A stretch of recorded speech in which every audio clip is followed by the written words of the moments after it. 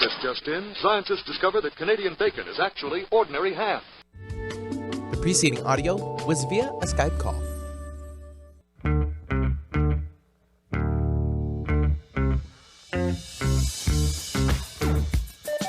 TGIF, it's Mantz and Mitchell with Gary Mantz and Suzanne Mitchell. A double shot of good conversation with great guests to jumpstart your weekend. Mantz and Mitchell, you're on the air.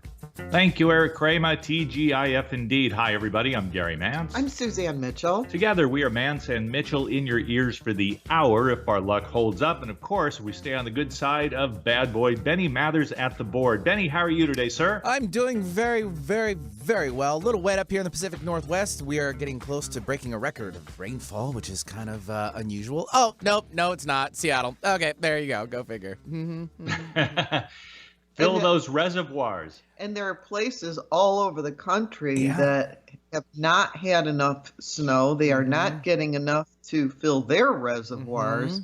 So I guess everybody's going to be looking to Seattle for water this summer. I guess, but I mean, we don't have as much snow either. We're kind of missing that too. But regardless, we've got a big weekend in front of us to look forward to. I know you guys are.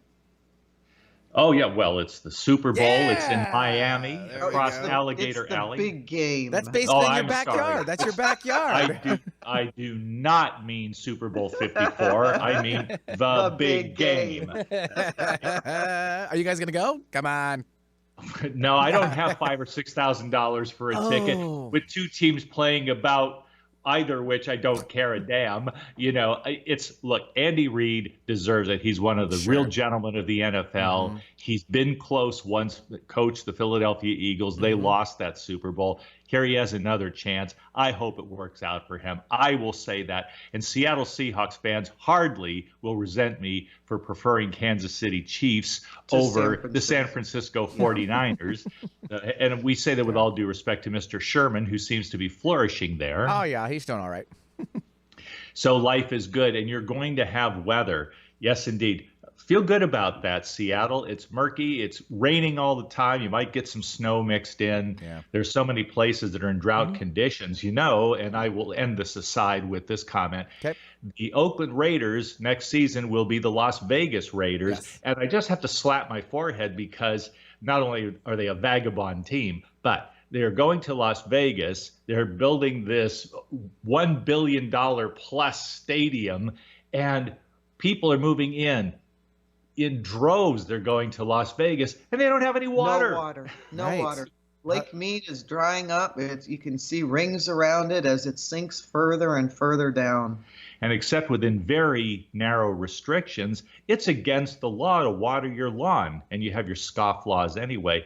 In Las Vegas Valley, they are very strict about watering your lawn. You can turn people in for that sort of thing. Where are you going to get your water? I don't know. And the tourists keep flocking because Las Vegas is Las Vegas. How do you propose that to let's say I was across the street from you two and I'm like, hey, Gary and Suzanne are watering their lawn. Do I go over there and be like, excuse me, this is a citizen's arrest because how do you approach that? I mean, would you just laugh at me or really?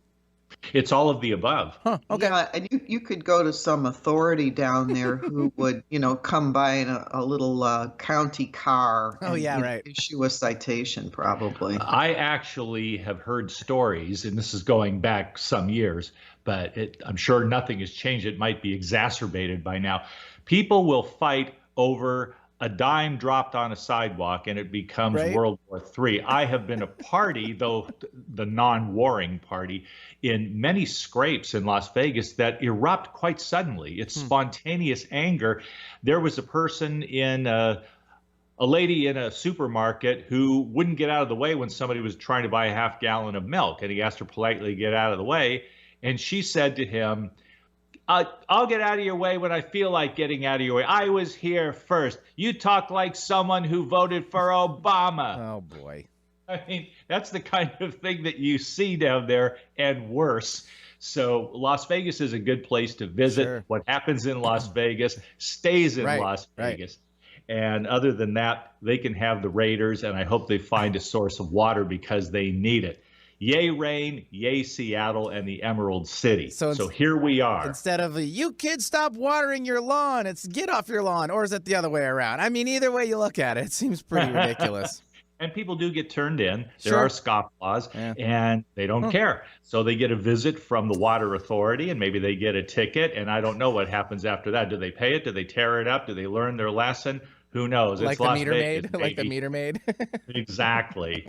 So here we are getting ready to do an hour, or what's left of an hour, of wonderful high-grade metaphysical Q&A with someone who understands the meaning of water and ecology and environmental sensitivity. He is a gentleman who is north of the border, living in lovely Victoria, BC. What a place to go to retire or just enjoy life. I have visited myself, stayed 3 days, and it felt like a wonderful trip to the Garden of Eden. Why don't you give our guest the mad props today, and let's talk to him. Rock and roll. Garnet Schulhauser. Yes, he is back. Garnet is a retired lawyer who lives near Victoria on Vancouver Island, Canada, with his wife, Kathy, and little dog, Abby. He grew up on a small farm in Saskatchewan and moved to Calgary, Canada after law school, where he practiced corporate law for more than 30 years with 2 blue-chip law firms. He now does live in British Columbia, Canada, and that's the least you can say about this gentleman as we bring him on with us. Garnet, your biography would fill a book unto itself. That's just the bare bones, my friend. Thank you very much, Gary. You're giving me too much credit where it's not due. Typical these Canadians, you know, if I said anything more to praise him, he'd be apologizing. That's really kind of an old saw, but I find Canadians to be very articulate, very intelligent, very practical, and polite almost to a fault. Of course, there are exceptions, but typically the Canadian character is quite agreeable to me, Garnet, and you certainly would number among them. Well, thank you very much. Yeah, and I think I've heard that before about Canadians, and I'm not embarrassed about it. I think being overly polite is better than being rude. So I'll take the politeness. Well, you have those cooler temperatures north of the border, and I think it keeps the people a little bit cooler. We got our hotter temperatures down here, and we've got some pretty hot heads. So with global warming, who knows? Yeah, exactly. And well, it's not. I mean, today it's raining cats and dogs, just like in Seattle. But I'm sure you have sunshine where you are. No, actually, we have a cloudy day, and we are anticipating rain tonight and tomorrow. 70% chance tonight and tomorrow. It's going to make things awfully wet for the big game on Sunday, and hopefully by then it will stop raining. But we'll see. We're due for a few raindrops here too. Isn't that amazing? And I'd like to get into a bit of, because you and I tend to be spontaneous, and Suzanne has her own questions coming in from her own angle, and it's fun when we do this metaphysical Q&A business. That's our theme whenever you're on the show anymore, Garnet, and it's a good thing because everything is fair game. Benny might be able to give us the definitive word on this. He keeps his eye on sports more closely than myself. But what I have heard, Garnet, is that the Super Bowl ads now, and we're talking about a 30-second ad, will now cost the advertiser for this Super Bowl over $5 million for one 30-second spot. Somebody's making amazing. some money. How I many look ads at that. you guys have? We just have one. we decided to bow out of that. A little too decided rich to for pass our this year? Oh, okay. That is, I remember when it was $1 million for a 30-second spot, and people were flabbergasted. Over $5 million now? Oh my God, that's just amazing. It puts me in mind, Garnet, of an incident. It was cute and it was fun because I got to know this lady bartender quite briefly after Suzanne and I paid a visit. We were on our way through Ontario, and we stopped in the city of London, Ontario. Yes, everyone, there is a London in Canada, London, Ontario. And we had a wonderful lunch, one of the best Reuben sandwiches I ever had, Garnet. It was at a restaurant called the Church Key in London, Ontario, across the street from their theatrical venue where they have concerts. Paul McCartney played there, for example, and they'll put on first-class off-Broadway plays, etc. So I finished up my sandwich and I was leaving and paying up when the lady bartender, who appeared to be maybe your early 30s, very polite and pleasant individual. So I said to her, it's so interesting to me to be here in Ontario because to me, going to Canada, because I lived for a couple of decades in Seattle, meant going to British Columbia. In my mind, I have to laugh because Canada is known for its snow and ice, the cold temperatures for nearly half the year. And to me, going to British Columbia was going to Canada. And she said, I've never been. And I said, well, until today, I've never been in Ontario. And so I would just recommend Canadian. Here I am, an American, giving a tourist advice to a Canadian about going to Canada. I said, you ought to visit the province of British Columbia because I grew up in Southern California. And that's kind of like Canada's California to me. I can see an analogy there. And she said, yes, I'd like to see it sometime, but I don't think I could ever live there. And then she put her fingers together and scratched them, her index finger, middle finger, and her thumb, which is universally known as indicating something that is costly. And she said, if you're going to go out there, you better bring a lot of money. You live in Victoria, you see British Columbia. From your own perspective as a prosperous Canadian, what is it about the haves and the have-nots anywhere in the world, but particularly in Canada, where you have so much natural beauty that's free to all eyes, just bathe in all that beauty. And yet in Canada, as in America, it seems increasingly like we are a world of the haves and the have-nots. Yeah, I think that's right. I mean, I certainly we have our homeless people here in Victoria. Luckily for them, they don't have to suffer, minus 20-degree temperatures. So it's a lot easier for them. But there's homeless people throughout Canada. Yes, there are haves and there have-not. So in that way, we're not really much different from America or even from places in Europe.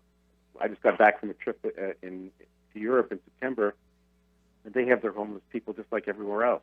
And it's a problem. I mean, the haves have too much, and the poor people have too little, and it's just a universal problem. And I don't know. Well, yeah, we can solve it by, Andrew Yang says he's going to give everyone $1,000 a month. I don't know if that'll solve it or not, but certainly he's thinking in the right direction. Thinking in the right direction, and I'm so curious about how Canada does so well. Garnet, when I talk to people in America, they talk about how beautiful Canada is and how nice the Canadians are. They really enjoy going there for a visit, but they openly say, I don't know how anyone could live there because, they have free medicine. How can you afford to give away free medicine, free doctor's visits, free hospital stays?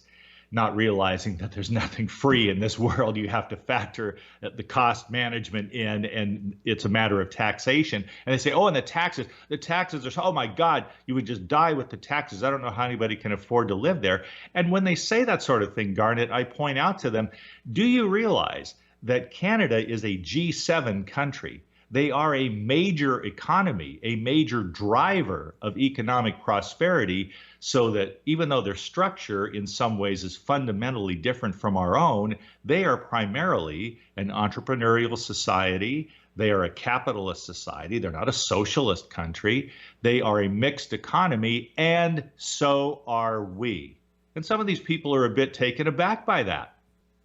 Yeah, quite clearly we are a capitalist society, although we have some socialistic aspects. I mean, people will cite the universal health care as being a socialist item.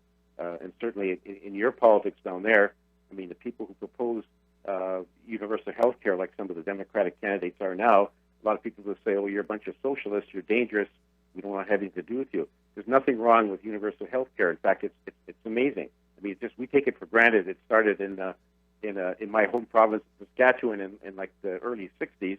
Gradually, it spread throughout. It's been in our country for a long time.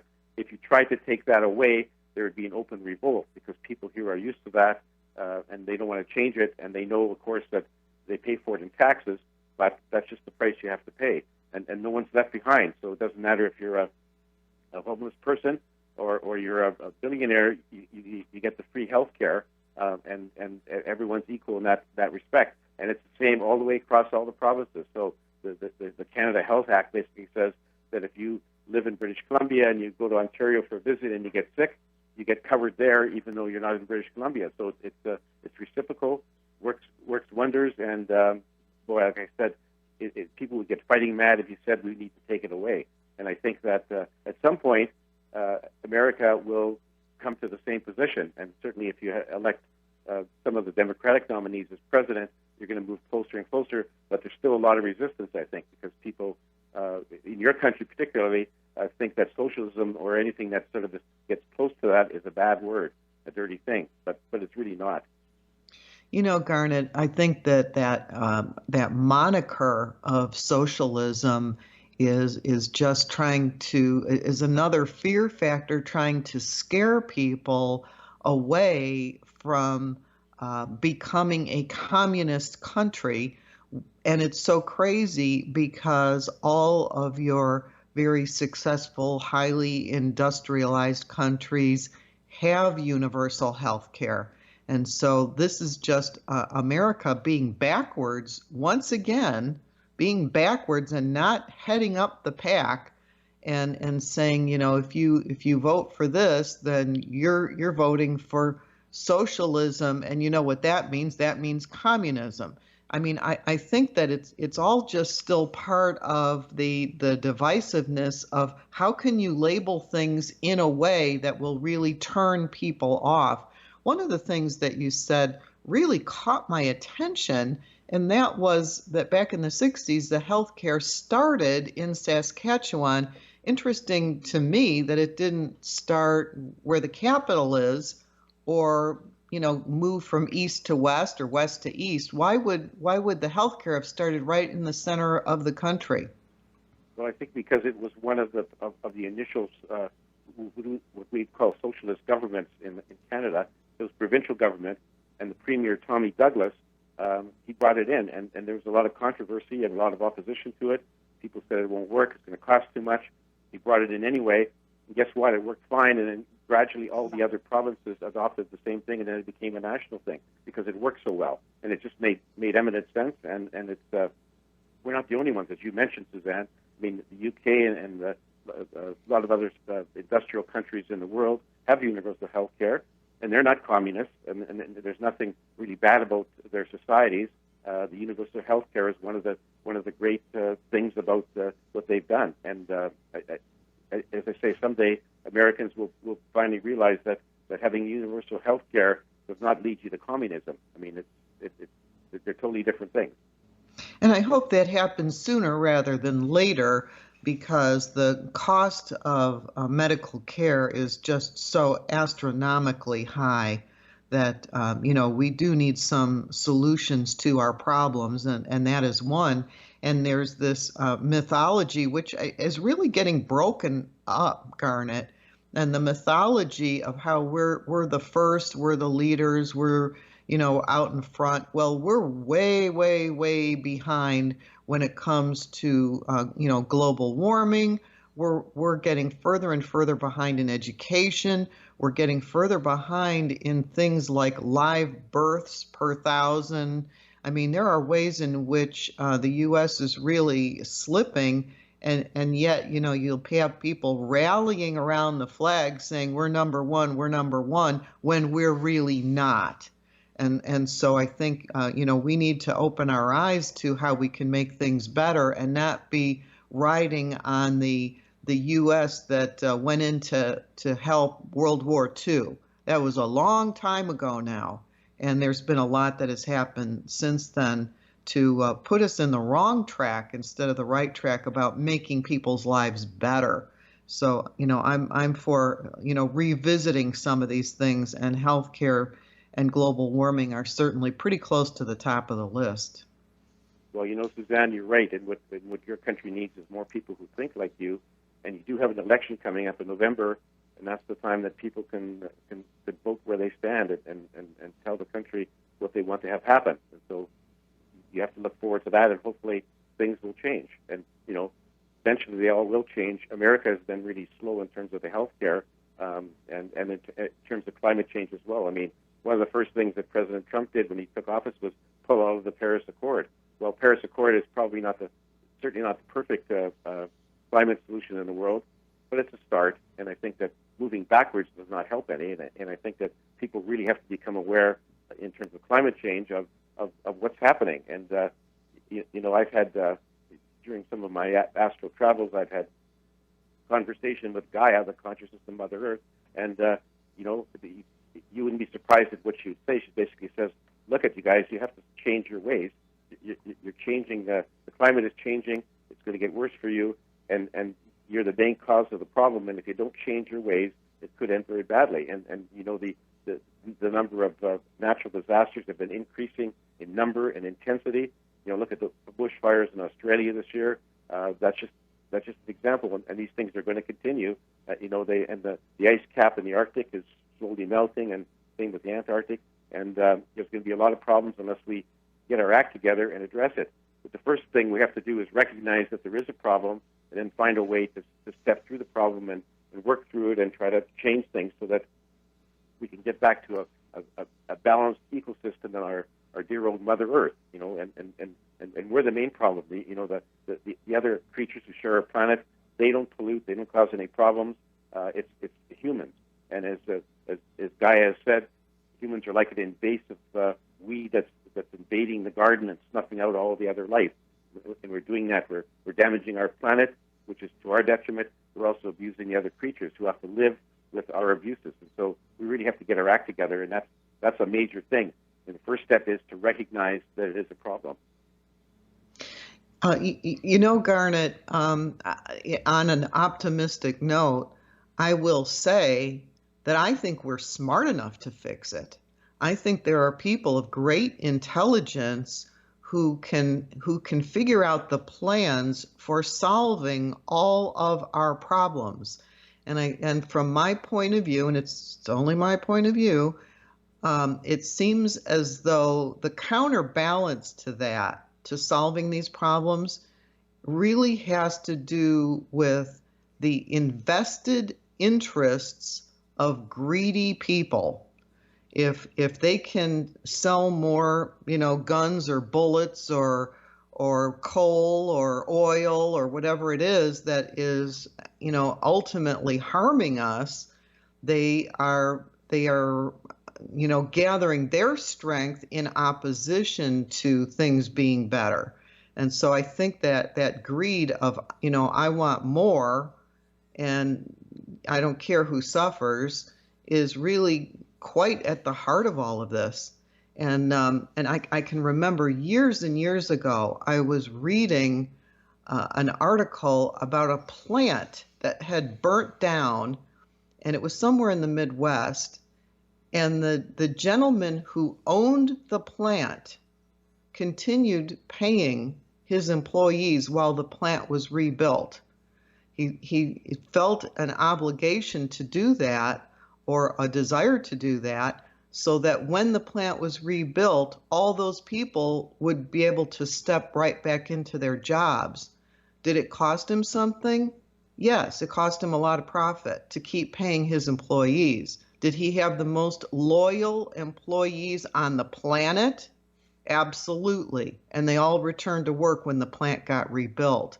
So I think there are these pockets of people who are operating compassionately and intelligently, but we don't hear enough about that. And instead, you know, we hear about all the greed and misery, and that seems to proliferate, and I think keep these problems in their places, and the people who can actually solve the problems are not out in front. Well, you know, the fellow that you just mentioned who kept his employees while the plant was being rebuilt, that's amazing story. You're right, you don't hear about those stories very often, but those kinds of people are what we need more of in this world. We need more of those people.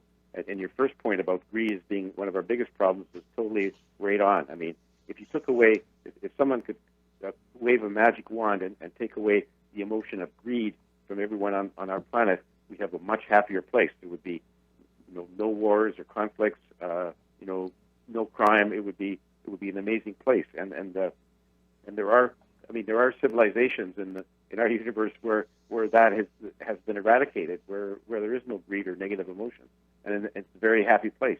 How do we get there? I have no idea, because greed has been with us since the early days, and I don't see any magic solution to getting rid of it unless we just sort of get everyone to sort of become more spiritually enlightened and realize that we're all in this together, and that the people that you're that you're taking money from through your greed. They're really all part of. We're all part of one. We're all part of the whole thing. And once we realize that, maybe we'll change. But boy, it's a long road to go from where I can see it. But I think we all have to do what we can to try to get there one step at a time. Let's go ahead and take our one break of the hour. We're talking with a very spiritual man. And if you're chuckling and saying, where's the spirituality in all of this? We're going to tack at the spiritual side of politics and economics and come up with something metaphysical, because this is an hour of metaphysical Q&A. And we're going to toss in an evaluation, brief and amateurish though it may be, of organized religion. I have a thing or two to say about that, and I would love to get a response from Garnet Schulhauser, our honored guest of the hour, when we come back. Give us a couple of minutes. We're Mantz and Mitchell, and you are tuned in to Seattle's home of alternative talk, AM 1150.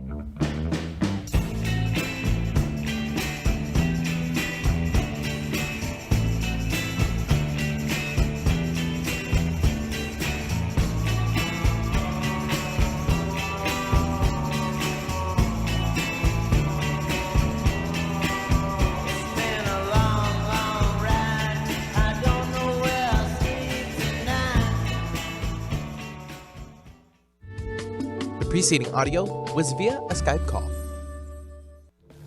Staying connected with Gary Mantz and Suzanne Mitchell is easy. Just go to mantzandmitchell.com for the latest info on topics and guests.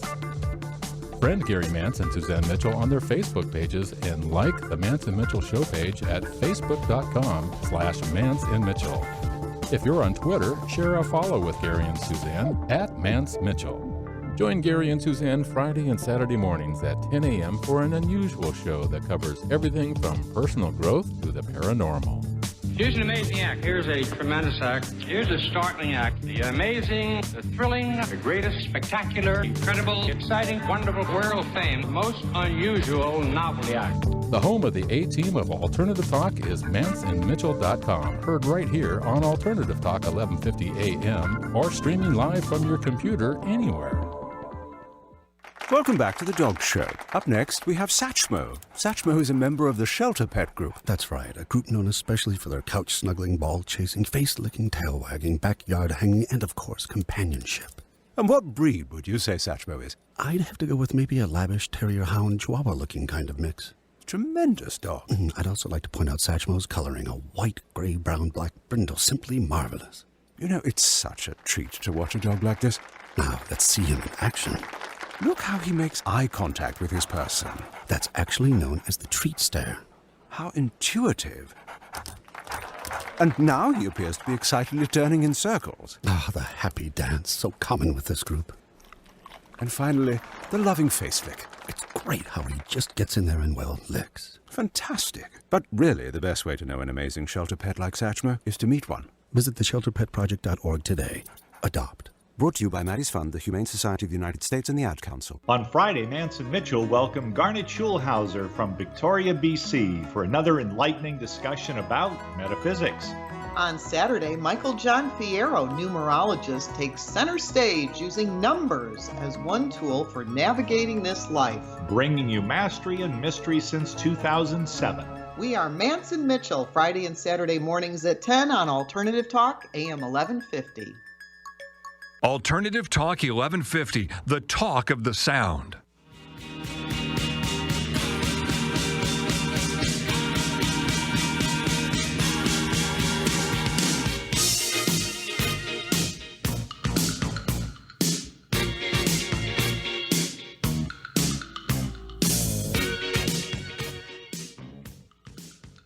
That's David Bowie.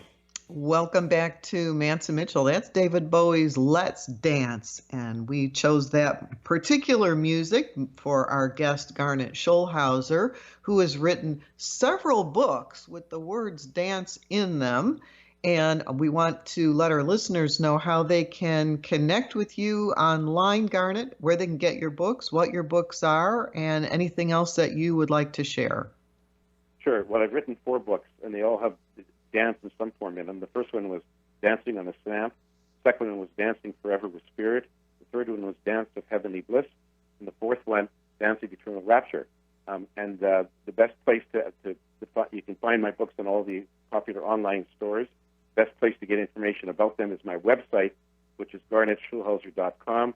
That's hard to remember, but if you Google Dancing on a Stamp, you will get to my website, and there's buy links there where you can get to Amazon and Barnes & Noble and so on to buy them. And there's also lots of information about the books on my website. And if anyone has any specific questions, I'm delighted to get emails from your listeners. And my email address is contact@garnetschulhauser.com. Thank you. That's wonderful, Garnet. When it comes to dancing, how did that become the predicate for your published history? What does that mean to you metaphysically, speaking from your own soul? What is it you're trying to communicate using that dancing metaphor? Well, basically, what I'm trying to say is that life is really a dance, and life can be a dance of joy or a drudgery. It's up to you as to how you react. But it's important to keep on dancing, because that's really what life's all about on planet Earth. And if you could dance your way through joyful things and keep on dancing when tragedies happen, then you've got the right attitude, and you'll have a fulfilling journey. Now, how the first book title came about was that, and I'm sure, I've spoken about this before, but I have communications with my spirit guide, Albert. And so towards the end of our conversation, before I wrote my first manuscript, I was looking for a title, and I was complaining about something was going on with something wrong in my life, and he said, "Let me tell you. I'll tell you what your problem is." He said, "Imagine that the planet Earth is like he uses the metaphor of a big, beautiful ballroom, and the hardwood floors are gleaming. There's a band up there playing wonderful dance music. Everyone around you is up and swirling around the whole dance floor." And he said, "Your problem is you spend too much of the time on one spot, like you're wearing leg shackles." And he said, "What you need to do is take your shackles off, start moving around the whole ballroom, and quit dancing on a stamp." And I thought that really hit home, and I thought, that's a good title for my book. And so that's where the first book title came from, was that he accused me of being, my life was too narrow. I was staying in one spot. I needed to get out and explore the whole area, the whole planet, the whole universe. And so that's where that title came from. And so then, to me, it's natural to have the word dance or dancing in some form in all my other book titles. And that's one of the things that I tell people when I sign off on my emails, is I say, whatever you do, remember to keep on dancing. And I think that's just sort of my trademark saying. I love that. And that takes me to the juncture where I say, yes, this is metaphysical Q&A, believe it or not. And here is where we get more spiritual, and I would also add more religious. Interesting. I talk to any number of people, Garnet, who say, I consider myself spiritual. I take the metaphysical view of life, but I have no use anymore for organized religion. So you speak of dancing on a stamp. The stamp, for a lot of people, is the narrow parameters of organized religion from which they feel they need to extricate themselves in order to live more fully and to experience life metaphysically and more richly. No, you're absolutely right. And I totally understand that thinking, because I was raised in a very strict Roman Catholic family. And I know exactly what the church pounded into my head, as a youngster, and it took quite a while before I could sort of unwind myself from that, because I began to question some of the things they said, a lot of which did not make any sense, and they were just way too restrictive. I mean, things like the concept of hell. That's just something that the church invented, or a lot of religions have the same thing, and it's just a way to control people. It's like, okay, you have to follow the rules of God. The rules of God are what we say they are, even though they're not. They're man-made. And if you don't follow those, if you break those and don't make amends, you're going to go to this awful place where you're going to burn in fires forever. I mean, that's a hell of a. I mean, for people, that's a very scary thought, and so that's what keeps people under control. But the reality is that hell doesn't exist, never has, never will, and that's one of the problems I have with religion, is they have all these sort of strict rules. And what they really want to do is just control the masses, and that's their goal. If you happen to have cause people to do good things to one another, that's just sort of the side effect. The main thing is the religious holy men, and I say men because for the most part they're men, not women, they are the ones who want to control. And if you can get people to come into the church every Sunday, fill the pews, and then empty your pockets into the collection bin, then they have money to do things to carry on with what they want to do, build new churches and so on. And so that it just, to me, it's a bit of a racket. It's like, we want you to come in here, we want you to preach to you, we want to empty your pockets, and that's how we sustain our business. So the Catholic Church is just like a corporation. They have their goals. They want to increase the membership. They want to increase the donations, and they want to sort of run their congregations the way they want to run it. And so I have a lot of problems with organized religion, Gary. So the people who think like me, there's lots of us, and more people are becoming that way, because then they realize that the true path to happiness and fulfillment on your journey on this planet is not through organized religion, but being spiritual and recognizing where we are, who we are, why we're here, and what happens to us after. And if you sort of get that knowledge, then you can put the religious teachings behind you, which are very draconian in some ways, and sort of open up your heart to other people in a spiritual way. That's a very good essay of organized religion, and you put me in mind of a story. When I used to manage apartments way back when, I had he never did actually move in, but he was fun to talk to the day he came by for a tour. I hope he's happy now, but he was very sour on organized religion. And I was just opining as we sat there in the rental office. And I said to this gentleman, who was from the former Soviet Union, so he had his own take on religion there. And I said, one thing I've never understood is why there would be so much emphasis on not practicing birth control. I grew up Catholic. I'm a baptized Roman Catholic. And I never understood, because I have no children, nor have I ever had any desire to have children. That's just not the way I'm built, to be a dad throwing the football in the backyard with Johnny. Not for me. And I said, and yet, if you practice birth control, you are behaving unethically, not to mention sinfully, according to the strictures of the Roman Catholic Church. Why would they make such a big deal? And what is it to them whether or not I practice birth control? And this gentleman said to me, need more customers. I just laughed. I said, man, you just explained it all. And that's very true, because they do want more customers, because what they want is for good Catholic couples to have as many babies as they can and have them baptized right away, so now they're members of the church, and so that expands their whole congregation by all these extra babies. But the other underlying problem that the Catholic Church has is they have this big hang-up about sex, and so for the most part they think that sex is dirty, demeaning, and not something very holy, and so what they want people to do is have sex only when for the purpose of bearing children, and not for the pleasure of it, And I should tell you a funny story about a friend of mine in law school. Actually, it was a very true story. I'm not going to name him, obviously, but he wasn't a Catholic, but he was dating and very serious. In fact, engaged to a Catholic girl, and so her family basically said, "You can't get married to our daughter unless you convert to Catholicism." So he said, "Okay, well, I'll go along with it." So back in those days, you had to sort of take. If you were a non-Catholic, you had to take instructions from a priest about what it means to be a Catholic, and so and what the do's and don'ts of being a Catholic. And so, one of the things that stuck out in his mind was the priest said, not only is extramarital sex, fornication, not only is that a grave sin, but thinking about sex is a sin.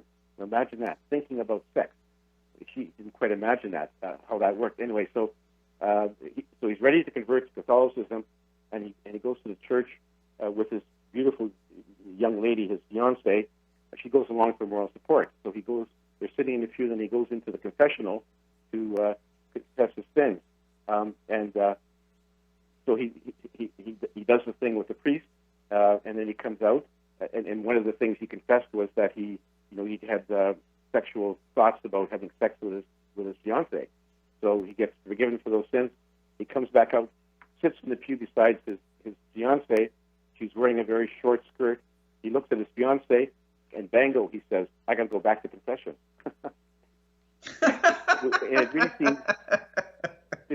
it really seems, it really seems incredibly silly. Like to think about sex as a sin.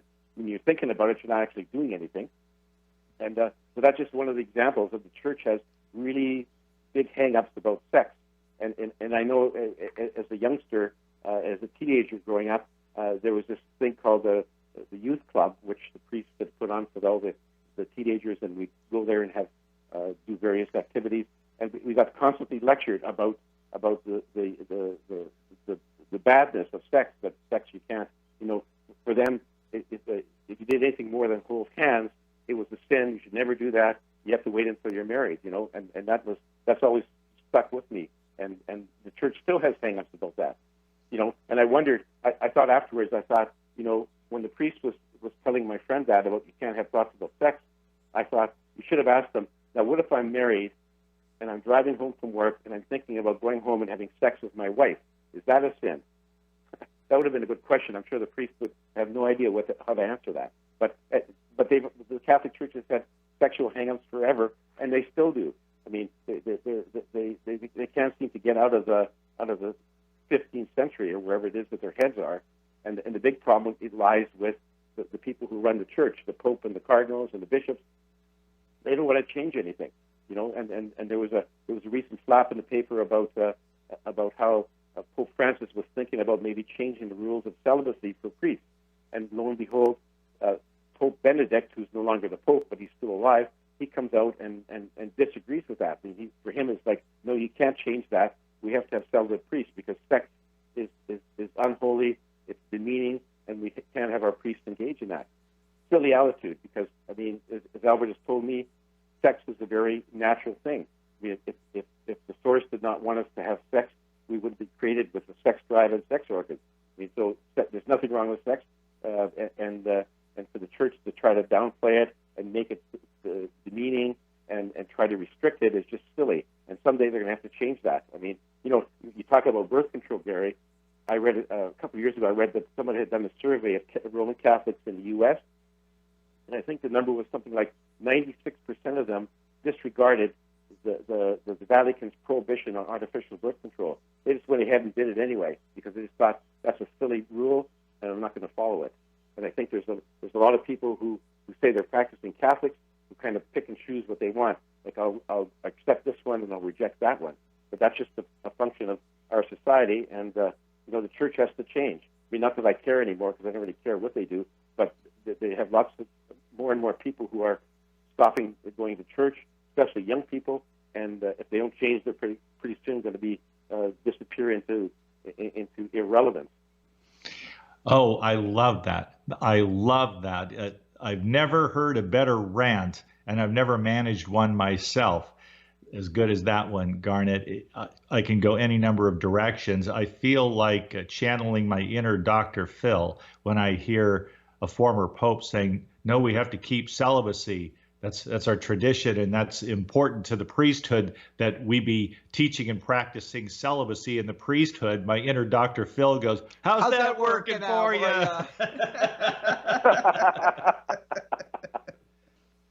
And yeah, it's very true. Celibacy. The other things that they're really dinosaurs about is things like not having women priests. I mean, a lot of the other major religions are ordaining women priests and ministers. Catholic Church is not even on the radar screen, which is also very silly. They complain that they don't have enough priests. There are not enough priests to go around. I mean, the small town that I grew up in, when I was in high school, they always had a priest all the way through. Now they don't. There's one priest for 4 or 5 towns. They can't get enough. Well, if you open the door to women priests, guess what? You might be able to fill your churches with ordained priests, but they just don't see it that way. No, and they can give you some very sophisticated, not to say convoluted, explanations for why it's fine for there to be deacons who can participate in the sacramental life of the community without actually attaining the priesthood, and why this is consistent with the original teachings of Jesus and Peter and the other apostles. And I just say phooey, and I give up on that particular argument and think whatever I will instead. It's this idea of authoritarian religion. Another one, instead of being free to, I'll use the word enjoy, but certainly to relate meaningfully to Jesus of Nazareth in the brotherhood, the universal brotherhood and sisterhood of humanity that he preached with as much compassion as we could muster in our fallible human state. Instead, he has to be the substitutionary sin bearer. If I don't believe, the millions and millions of people in my country and around the world will insist that if I do not accept the scriptural injunction to accept the gift of God, which is Jesus on the cross, forgiving my sins and the sins of all humans for all time, then I've missed the mark in a tragic way, because then when I die, not having accepted Jesus as my personal Savior, unfortunately, thanks for playing our game. Here's an asbestos suit. You're going to the flames of hell forever. And I think it really takes a primitive mentality to restrict your own growth and your appreciation of life to subscribe to a set of theological principles that is intent on not only winning you as an adherent, but keeping you in your place. Absolutely right, Gary. And that's as I mentioned before, that's exactly the prime directive of organized religions, Catholic Church or otherwise, is to keep people in their place, keep them controlled, keep them donating their money to the coffers of the church, and that's just what they want. And they have a number of tools to do that. But one of the big factors, as I mentioned before, is fear. It's pretty daunting thought. I mean, if you've ever put your finger too close to a burning candle or whatever, it hurts like hell. So imagine thinking you're going to this place where your whole body's engulfed in flames, not just for a while, but forever. And so it's really a daunting thought, and that's how they've been able to control people. But more and more people are starting to say, nah, I don't believe that. That's just a bunch of hooey, and I'm going to get on and with my life and try to find the spiritual path to fulfillment rather than try to go through the religious path, which has a lot of pitfalls. And the thing about being spiritual and not religious, Garnet, is that there's a couple of things. There's a tremendous amount of freedom in approaching that the way that you want to approach it, but because it is so individualistic, that once you start getting people together to share, to support, to be together, then you're talking about yet another organized religion. And so you don't necessarily want to be spiritual by yourself in a vacuum somewhere, because I think for a lot of people, part of being spiritual is sharing, is being in service, being in support to other people in, all of humanity. And so I see this problem with being spiritual in that it looks like you're an independent contractor, but it looks like it can be very lonely too. You want to have other people around you. And I've said to Gary before, you can make friends when you go to work outside the home and be with other people. You can make friends when you go to a church with other people. And what you have in common in your business is your business world, and what you have in common in church is your church world. And if you're still in school, you make friends at school. You find like-minded people. So I think there's a social component that's important when you're trying to grow your own soul, that you need to be interacting with other people. But how do you do that without being organized? It's kind of a catch-22. Yeah, it certainly is. And it varies with the person as to how much other contact you need to have with people who are spiritual or like-minded. I know certainly religious people, that's one of the big components, as you mentioned, that of their lives is, when you go to church, you're with other people of like mind, and that there's the social aspects to it. You're there with other people in the church. You do church socials and that kind of thing. When I was growing up, pretty much everyone in my community was Roman Catholic, so that was everyone was, and that was sort of a big part of the social community. And so I don't think that happens as much today, but I think that some spiritual people do want to get together, and there are what you call spiritual churches, and I think they're very. I don't belong to one, but I think that there are some that are sort of very, very loose organizations where people just sort of get together and have a spiritual commune together without having a bunch of rules and things that sins and so on that you can break. I mean, spiritual people know that there's no such thing as sin. That's a religious concept, and so if the spiritual people want to get together to share their common interest, I think that's fine. But for others, not. I mean, I personally don't need to be in a gathering in order to feel or attempt to feel a oneness with the universe.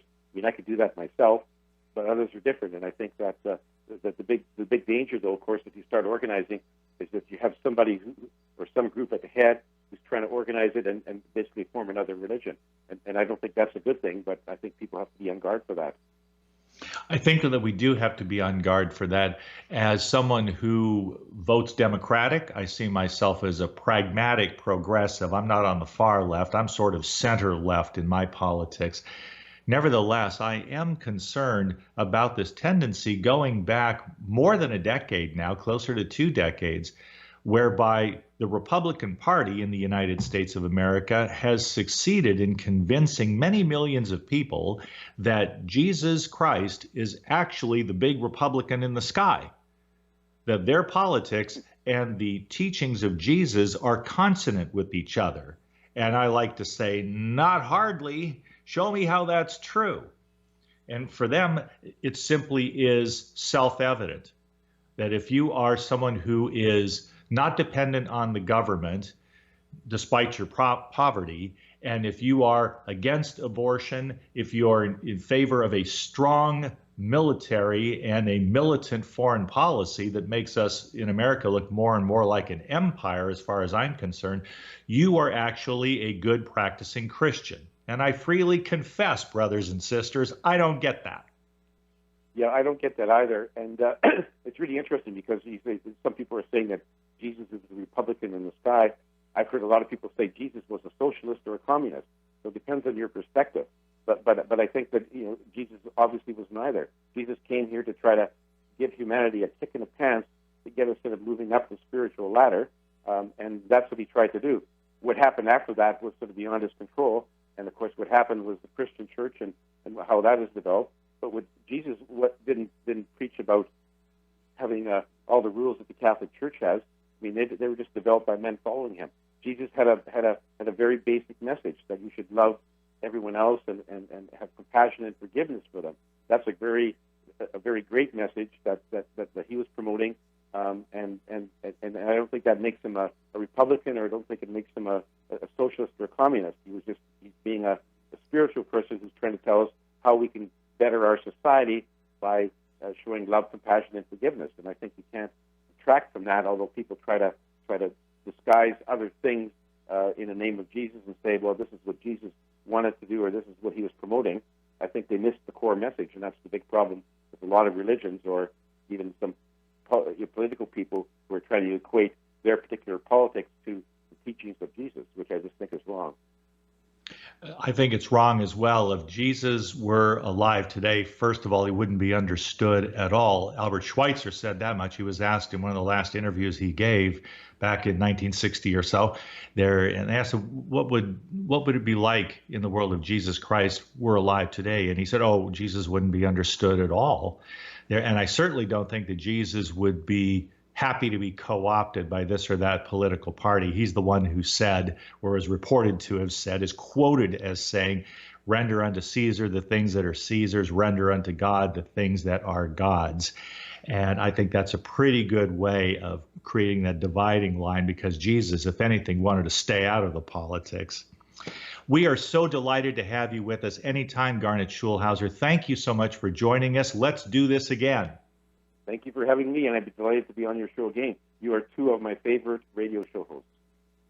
Well, thank you. We appreciate that, and we will look forward to our next time together. Have a great weekend, Garnet. And you too.